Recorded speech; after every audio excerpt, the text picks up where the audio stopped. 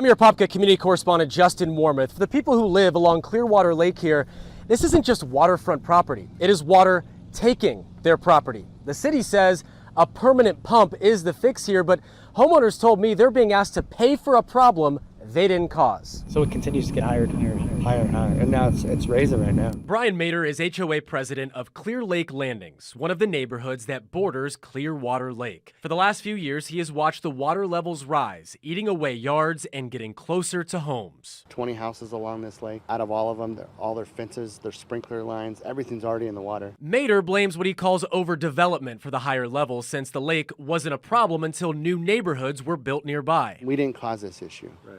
That's the problem. If it's something that we did, if my son's out playing baseball and he breaks a window, it's my problem, right? I'm going to go out there and pay for the window. But we didn't cause it. Right. The 20 people that live along this lake didn't cause it. But the city wants the neighborhood, which is one of the 4 owners of the lake, to cover the $456,000 price tag for a permanent pump, billing all 142 homes inside the subdivision. Mader says that's a tough sell, especially for those who aren't lakefronts. They don't see this lake unless they come for a walk.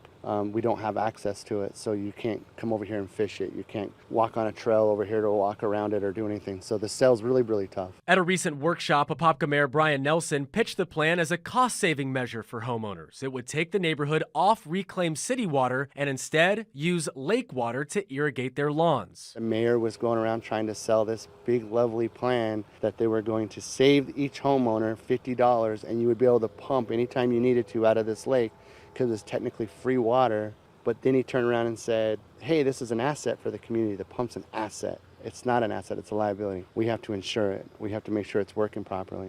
We have to maintain the filters. We have to maintain the power. Apopka leaders say they're planning to hold another workshop in the coming weeks. Mader argues the city's approach has been less about finding solutions and more about covering past mistakes. I think the mayor knows that this problem was brought in by the overbuilding here in the community, and he's going to say, hey, I went over there, I put this pump in there, I helped him out.